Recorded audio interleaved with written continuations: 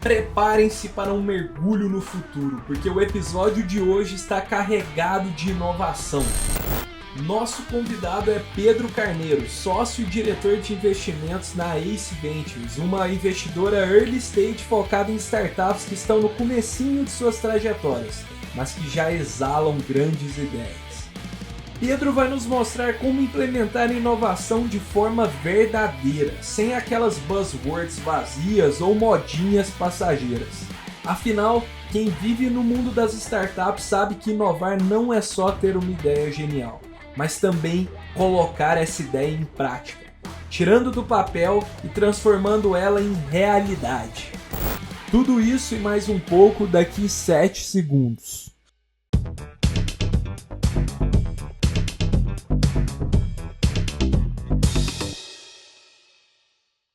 Fala turma, sejam muito bem-vindos ao Pode Sonhar, o podcast que inova renovando a chama do espírito do jovem empreendedor brasileiro.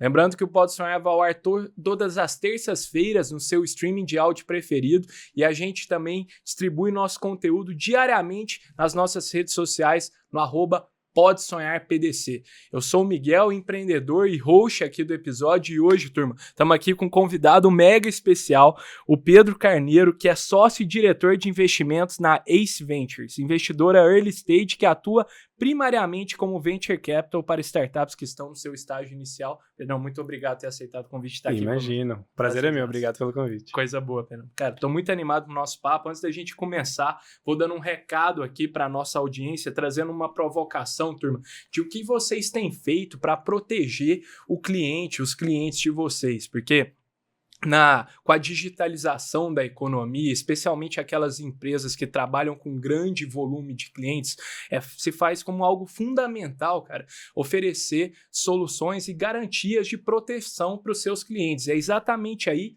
que a Cover Seguradora entra. Então, elas oferecem seguros personalizados, integrados à sua jornada empreendedora para proteger todo o seu ativo mais valioso, que são os seus clientes. Então, convido vocês a conhecerem o site deles, kovr.com.br, ou o link aí na descrição, para vocês saberem o que é a tecnologia associada à expertise em seguros. Fechou? Muito obrigado.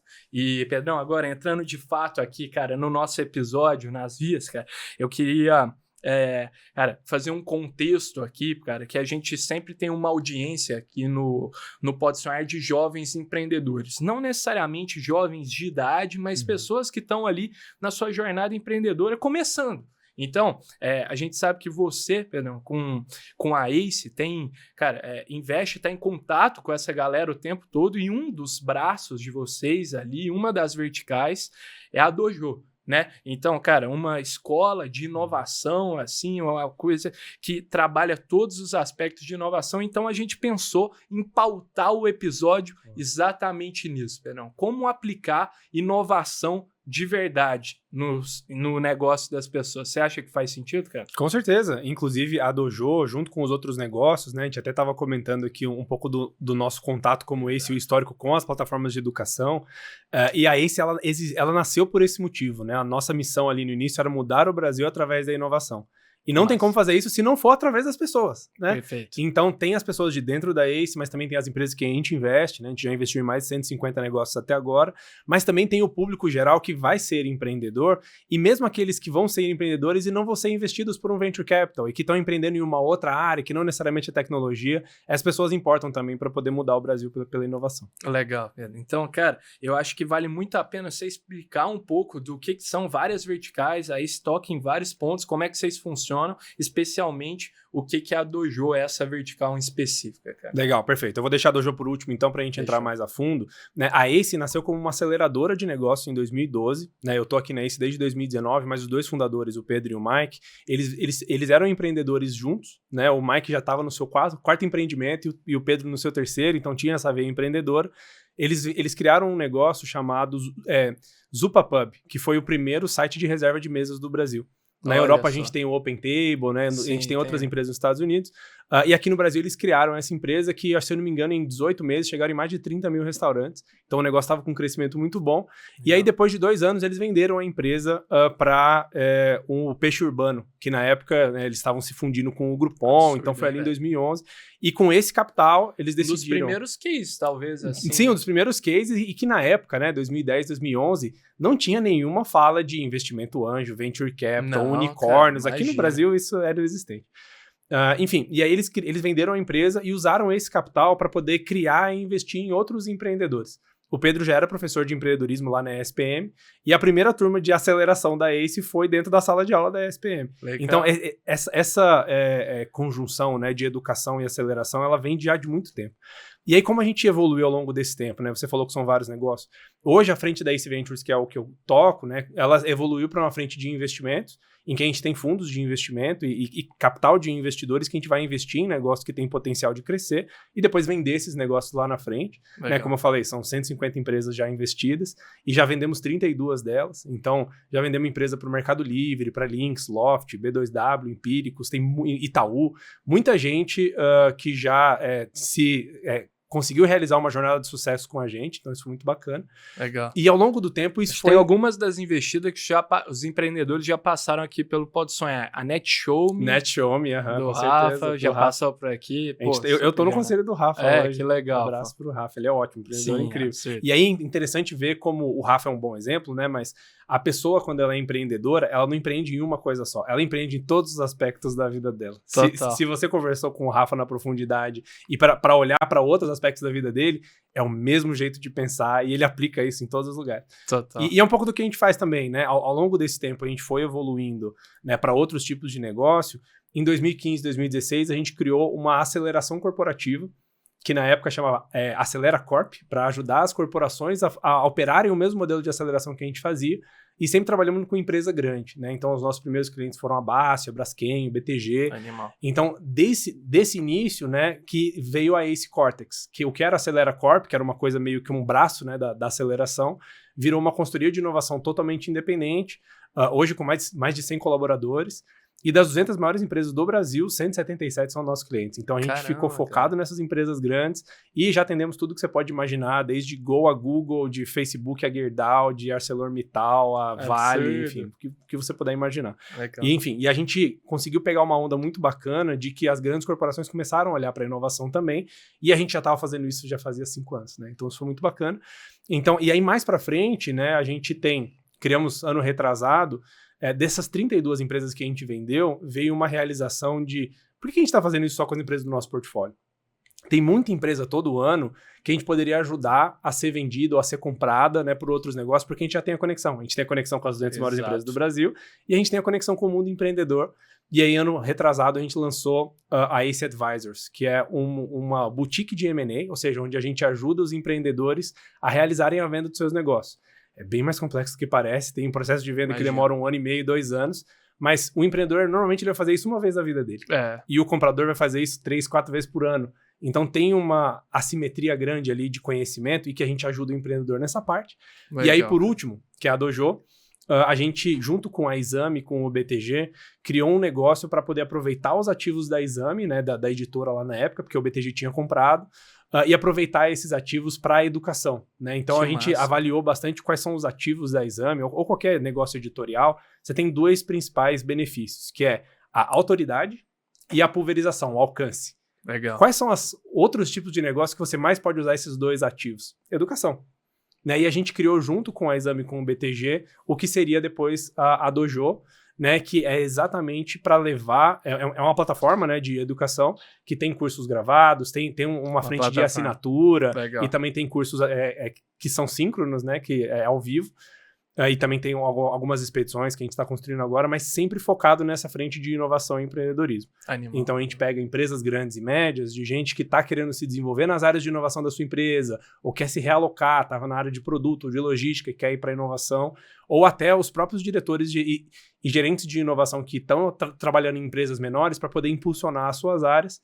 E aí a gente atende essas pessoas, né? Tem bastante gente da ACE que é professor também. Então, legal. A gente está falando sobre educação, mas a gente vai tocando esse assunto e esse setor em quase todas as coisas que a gente faz.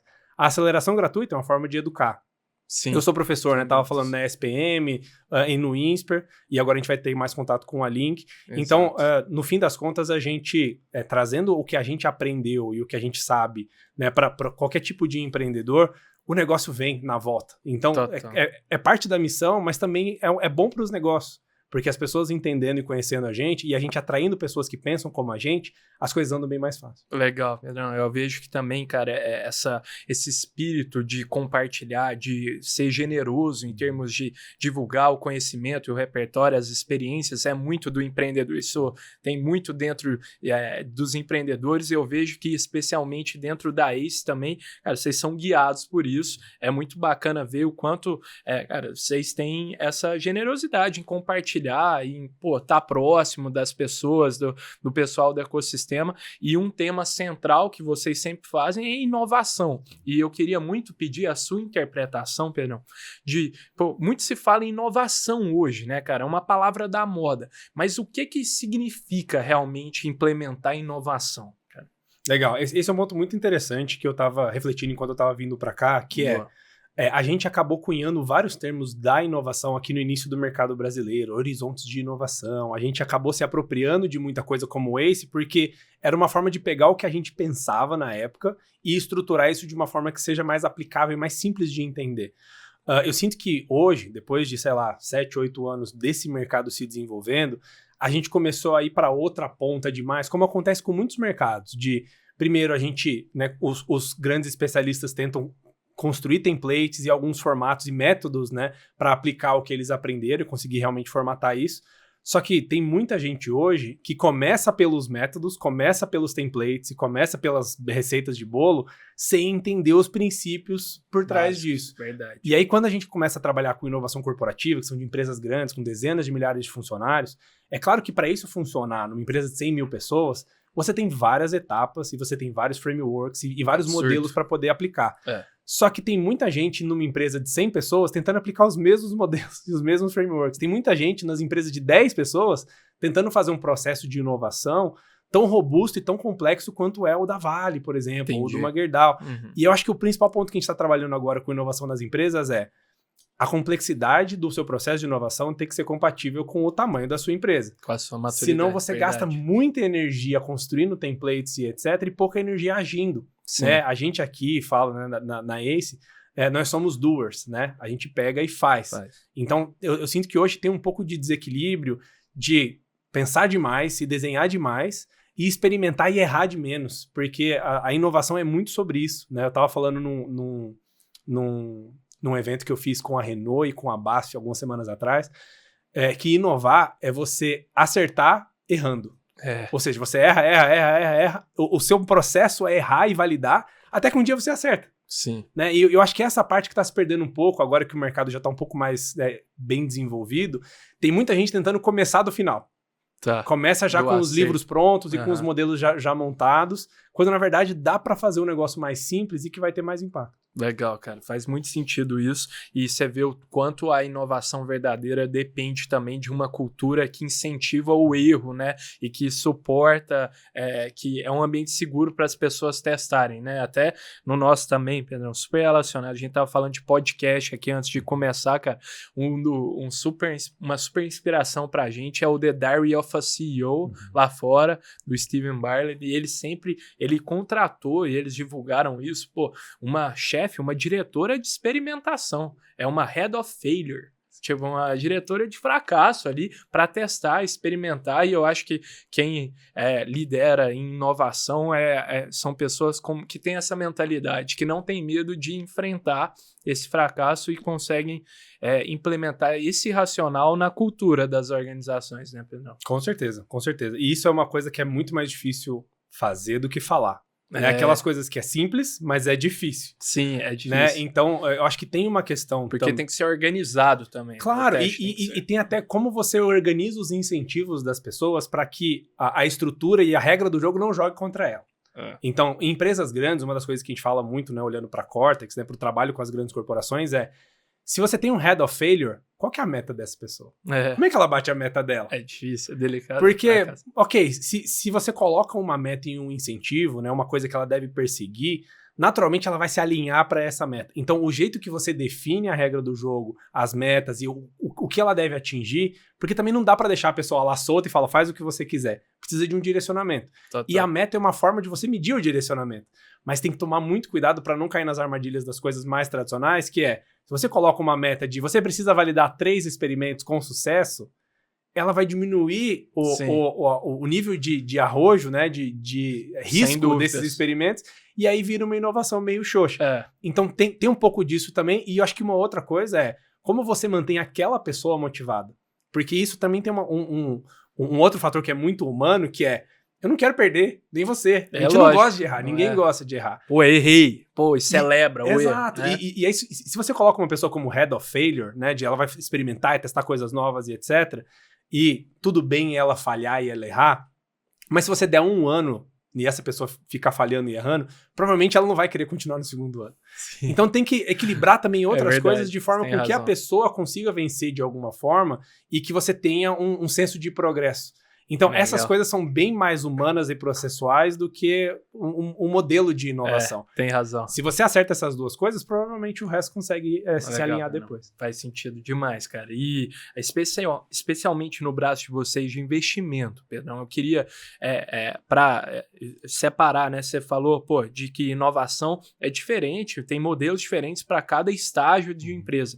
Especialmente no early stage, o que vocês buscam, cara, perceber ali que você fala, pô, essa é uma ideia inovadora que tem um potencial de sucesso, assim. Legal.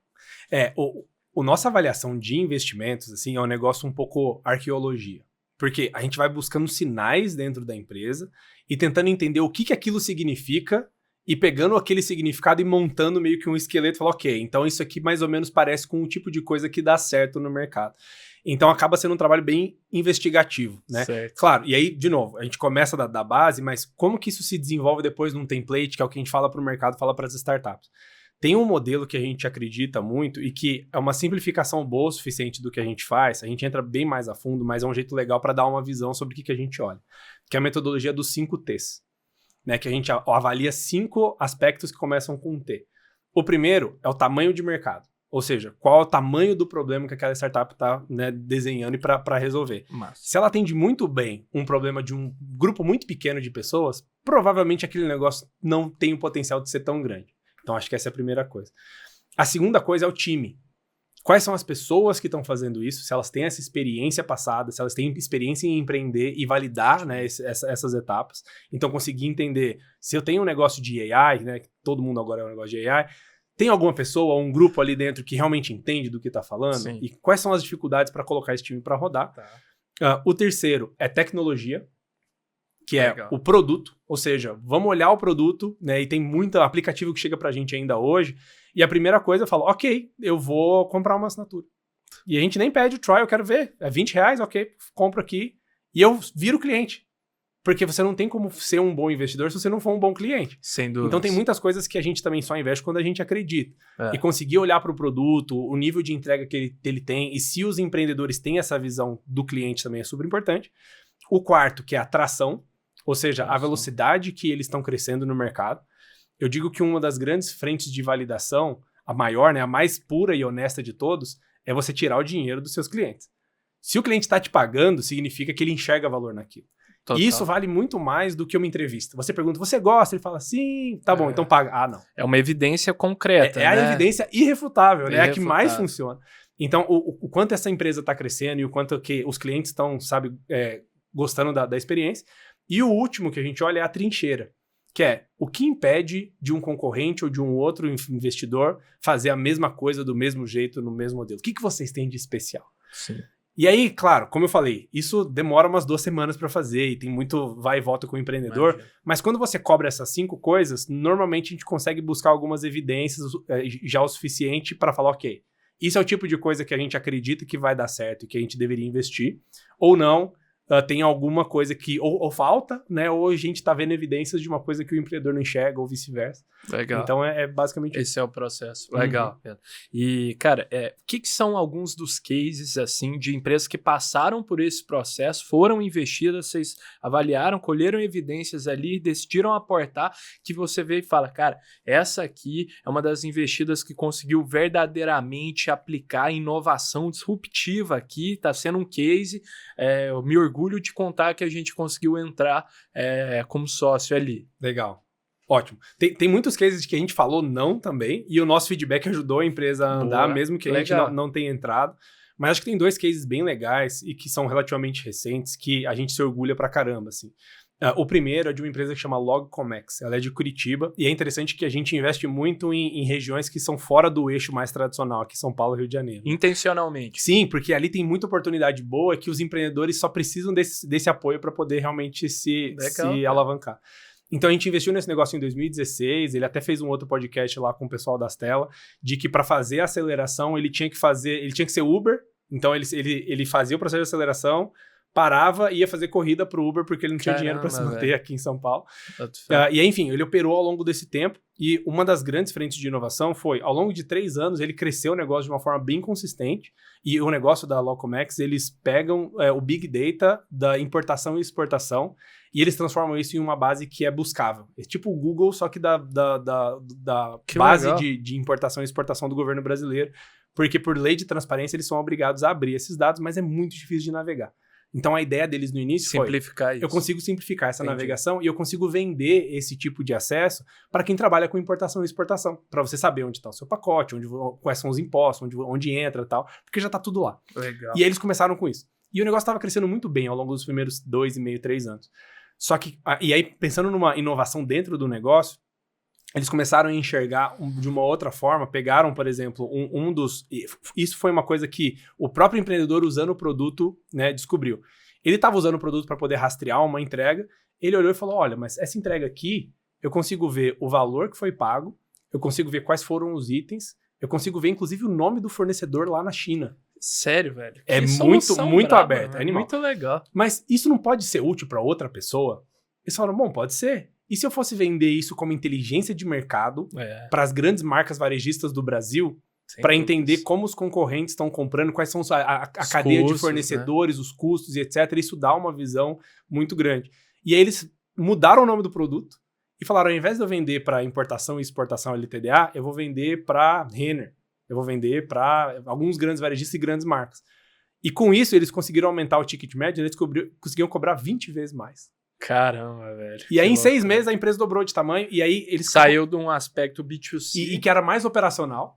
Que era um negócio muito de você conseguir extrair valor, assim, vendo onde está o seu pacote, etc. Era para um negócio mega estratégico. Exato. Cara. E aí, isso é uma das coisas que é interessante do empreendedor que a gente busca.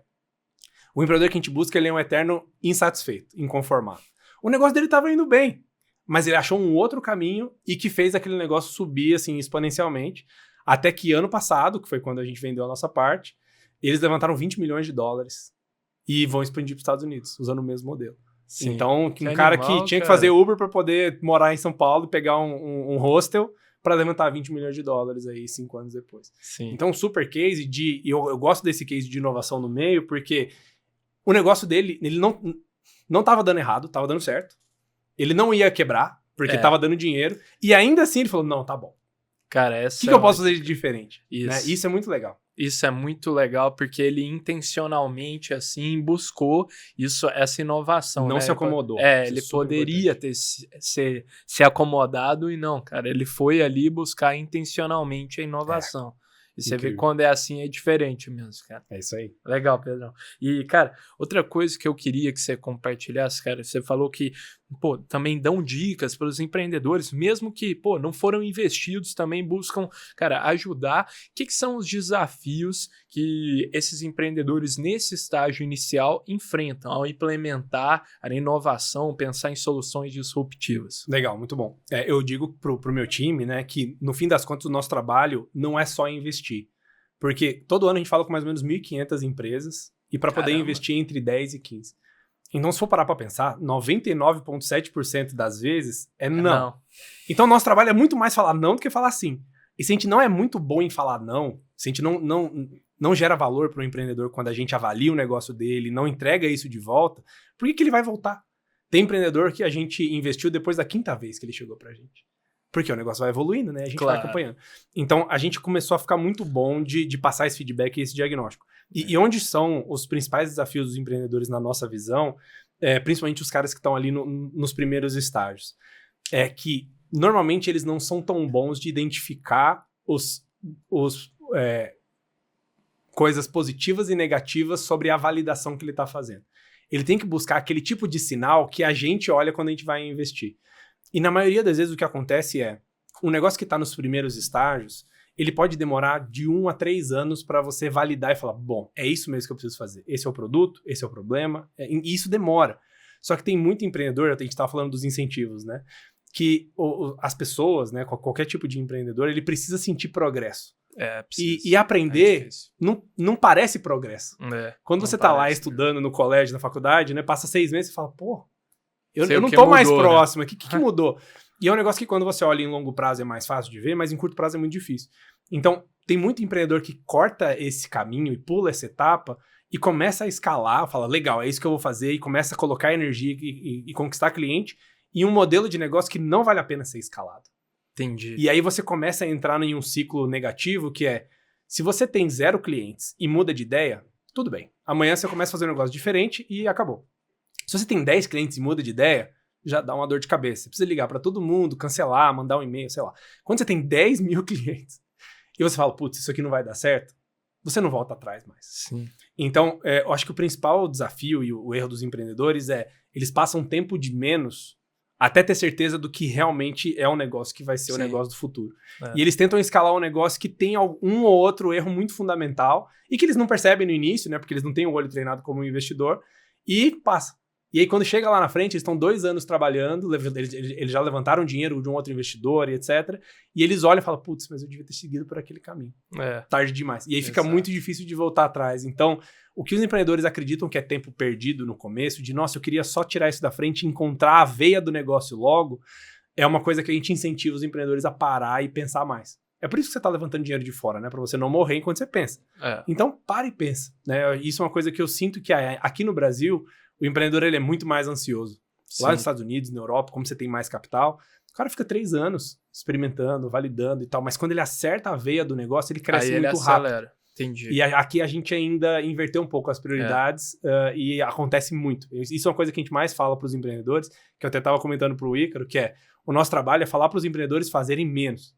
Não, coloca foco, prioridade, né? Vamos entender o que é a sua prioridade número 1. Eu tenho uma camisa aqui de prioridade, não tem plural. Legal. Então a gente conseguir botar um pouco mais de rédea nesses empreendedores para eles conseguirem aproveitar o tempo para realmente fazer esse ajuste fino assim no negócio. Que massa, eu nunca tinha ouvido essa dica, Pedro, e faz muito sentido, porque o mercado como um todo incentiva muito, né, o crescimento, né? Pô, tem que crescer rápido, é isso que a gente precisa. O Venture Capital, especialmente, quando inflou, todo mundo virou a moda da vez, todo mundo estava falando de crescimento acelerado, etc. E eu vejo que uma coisa que você aprende até na vida, assim, é que a direção é mais importante que a velocidade, talvez, Exato. Né? Você tá na direção certa, porque, se você tá na direção errada, indo rápido, é muito perigoso para você depois voltar, você acaba ficando mais distante ainda, né? Então, é melhor você estar na direção certa e talvez com um crescimento mais moderado para validando, né? Uma direção um pouco mais, cara, ajustar as velas quando forem necessárias, né? Não, quando você acerta a direção na veia mesmo, é impossível não crescer. Você trabalha para o seu produto ser tão bom e para sua oferta de valor ser tão boa e para sua comunicação ser tão boa que vem. Enfim, a gente olha isso para vários negócios que conseguiram acertar esse modelo muito alinhado e crescimento desses caras nunca é um problema. Ele tem vários outros problemas. Né? É quase que inevitável. É inevitável. E aí o cara fala, eu tô crescendo tanto que eu não consigo de gente para atender. O meu produto tá quebrando. Ótimo. Esses são os problemas que você quer. Se o seu problema é, ninguém quer meu produto, tem um problema de vendas, você não tem um problema de vendas, tem um problema de outra coisa. Você precisa acertar o seu produto de forma que as pessoas queiram, ou que você monte algo que as pessoas realmente desejem. A partir daí, os outros problemas começam a aparecer. Eu não cresço rápido o suficiente porque o meu produto está travado, porque o meu time de onboarding tá pequeno, ou porque tem muita gente reclamando de sei lá, alguma falta de estrutura. Mas esses problemas não são problemas de vendas. Porque você já acertou o que o seu público quer. Legal, não, muito massa. Legal porque isso também é confortante do ponto de vista que, pô, então eu tenho que continuar testando e quando eu chegar lá eu vou saber, né? Exato. Então você escolhe os problemas, você tem que, cara, você tá enfrentando, interpreta eles conforme, pô, seu momento atual. E até, Pedro, estamos chegando num momento aqui clássico agora do Pode Sonhar, que a gente se inspira naquela cena icônica do filme do Lobo de Wall Street, em que o personagem interpretado pelo DiCaprio pede para uns funcionários vender a caneta. Só que aqui no Pode Sonhar, a gente substitui a caneta por um objeto surpresa, baseado muito no racional de que todo empreendedor deve necessariamente ser um bom vendedor. Não. Então já vou te apresentar o objeto, você vai ter que desenrolar uma venda aqui. Vou só pedir para rodar a vinheta antes. Bom, me vende essa caneta. Vai, observa. É que eu te vendo essa p*** de caneta?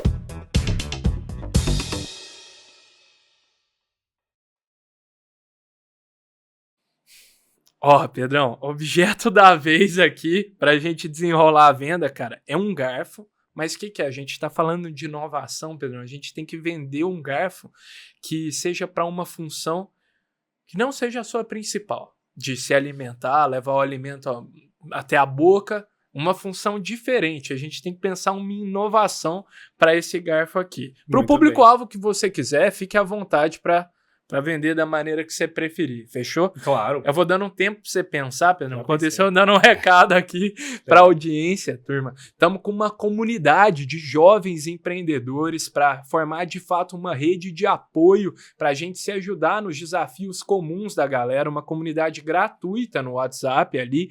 Convido vocês a participar. A gente tem compartilhado conteúdos exclusivos, eventos com pessoal de mercado para ajudar nos desafios de vocês e muita coisa especial sendo pensada ali para cada um de vocês. Então, tem o link aí na descrição, vou ficar muito contente em você participar nessa conosco. Fechou? Tamo junto. Feito minha venda. Muito bem. Agora é você, cara. Vamos lá. O meu público vai ser você mesmo, Miguel. Tá, fechou. Miguel, você é uma pessoa que provavelmente mora em uma casa ou um apartamento. Você tem um teto sobre a sua cabeça. E se você não reformou a sua casa nos últimos 5 anos, você vai reformar nos próximos 5.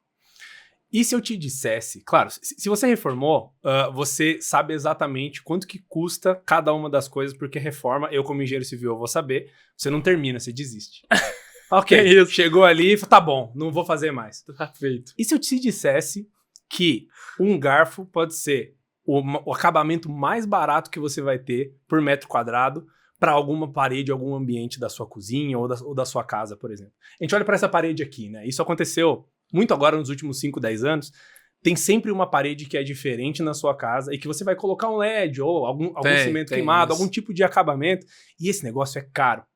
Mas isso aqui é onde você tem a maior proporção entre cobertura de espaço e preço. Porque isso aqui é muito barato e é uma coisa diferente, simples de aplicar e que você consegue colocar a sua casa de uma forma com mais personalidade. Com mais personalidade. E que ninguém pensou. Então isso aqui com certeza vai ser uma grande tendência aí no Casa Cor que tá acontecendo agora. Aqui em São Paulo, se você for lá, você vai ver isso aqui, eu tenho certeza. Ótimo, velho. Mandou bem, velho. Vou ter que levar, vou ter que comprar pra pôr lá em casa. Tá vendo? Ótimo, velho. Mandou bem demais, cara. Eu vejo, isso é uma tendência mesmo, né? Esses dias eu tava viajando lá, visitando minha irmã, e, cara, tem umas lojas, assim, da moda, que estão vendendo uns itens como decoração que você fala, pô, isso aqui... Que estranho, né? Isso é decorativo. Tinha um patinho, uma marca hypada de um patinho de banheira que as pessoas compram aquilo por algumas quantidades de libras, de euros aí, pô. Então tem essa tendência. E assim, né? A gente avalia muito o pitch, né? Então se eu não soubesse fazer um bom pitch, eu estaria sendo completamente hipócrita. Excelente. Mas eu acho que tem alguns tópicos legais para colocar para os nossos ouvintes aqui, que é, pensando um pouco no meu pitch, quais são os pontos que eu me ancorei? Primeiro, precisa gerar um rapport e uma relação com o seu interlocutor. Com certeza você mora em algum lugar. Então, eu não preciso falar isso pra você, mas comentando isso, eu gero um rapport e uma abertura sua. Por outro lado, eu gero um pouco também de autoridade do meu lado. Eu sou engenheiro civil, eu já fiz decoração, eu sei como é. Tem empresa nossa que a gente investiu e tal. E usando... E eu não posso falar mentira, né? Eu não vou te convencer a levar um negócio que não faz sentido. Mas isso que você falou, né, pelo que eu acompanho também do mercado de arquitetura e design, é verdade. Isso tá virando uma tendência e pode muito ser aplicado por isso. Então tem que usar essas 3 considerações para ser um pitch de verdade, senão eu tô só tentando te enganar. Legal. Mas eu realmente acho que isso pode ser um uso, por exemplo. Excelente. A gente recebeu até aqui no episódio, o Lucas Abril, que trabalhava ali nas telas, deu algumas dicas valiosas sobre pitch pra gente. Ele tem uma newsletter muito boa. Tem, e tá criando podcast, inclusive, agora também. E, cara, muito bacana, velho. Foram dicas valiosas aqui, já estamos, infelizmente, caminhando pro finalzinho do nosso episódio aqui. Acho que pra gente fechar, seria muito importante, que aqui no Pode Sonhar a gente se preocupa muito em trazer, não só, cara, os acertos, mas também os erros, os desafios de empreender, que a gente sabe que não é uma jornada fácil. Então, quando a gente fala de implementar inovação, Pedrão, o que você acha que são os maiores erros que as startups cometem, os empreendedores? Eu acho que os maiores erros, eles começam em não colocar no papel as suas expectativas e os prazos para essas expectativas. Inovação tem uma tendência muito incômoda de ser um alvo móvel. De vou inovar, e aí daqui a 6 meses você vê o que você fez e fala, e aí, tô feliz ou não? Porque você não estabeleceu uma expectativa no início. Verdade. Então, colocar uma expectativa e um prazo, fala, ok, eu vou inovar, ok, como? Essas são as minhas hipóteses. Pode ser que muita coisa dê errado, mas eu espero chegar em tal lugar em tanto tempo. Quando você tem esse tipo de visão escrita, te ajuda nesse segundo passo, que eu acho que é o segundo maior erro, a maioria das pessoas não consegue tomar a decisão entre persistir ou desistir. Isso é uma coisa que a gente, como empreendedor ACE, teve muitos negócios que a gente viu que não estava dando certo e a gente teve que chegar para o empreendedor e falar, chega, desiste, porque esse negócio não vai virar. Se você continuar trabalhando nesse negócio, a gente não vai ganhar dinheiro e você vai perder a sua vida, que é um negócio que nunca mais volta. Né? Se você fica mais 5 anos tentando fazer isso dar certo, a gente aqui na ACE, eu perco um dinheiro, mas eu ganho no outro lugar, e a estrutura do fundo é montada para que um compense o outro. Mas se você colocar mais 3 anos aqui, esses 3 anos nunca mais voltam. Então você precisa cancelar, desistir, você precisa entender e encarar as evidências que isso não vai virar e desistir. Então essas 2 coisas são as mais importantes, e porque uma não acontece sem outra. Né? Quando você não coloca expectativa no papel, e como a inovação é um negócio mais complicado de você medir, você não mede semana a semana, você mede daqui a 6 meses, daqui a 1 ano. Então, em 1 ano, muita coisa na sua vida muda de forma com que você não consegue medir claramente se tá dando certo ou não. Então, tem que deixar isso no papel, escrito. E segundo, tem que ter, e é bom ter uma visão de fora também para isso, tem que ter momentos em que você vai ter uma saída. Falar, ok, esse dia aqui eu vou decidir se eu continuo ou não. Esse dia aqui eu decido se eu continuo ou não. E isso dá uma certa liberdade, porque você não precisa ficar pensando se você deve continuar ou parar todos os dias, mas 2 dias no ano, sim. Aí beleza, você tem essa data marcada, essa reunião com você mesmo, fala, e aí?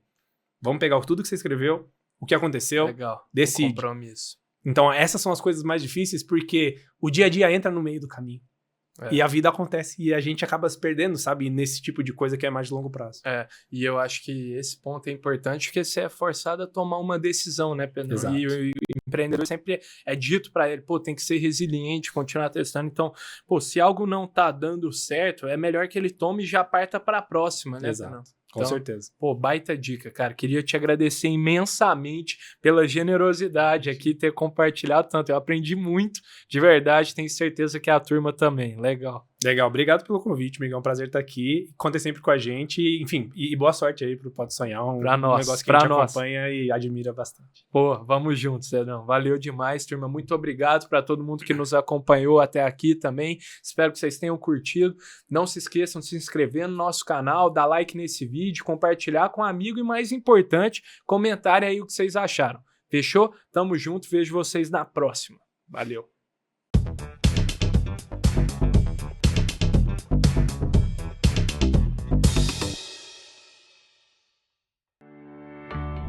Poder Monitor, a ferramenta mais completa para monitorar os 3 poderes. Acesse agora poder.cc/monitor e ganhe 30 dias grátis.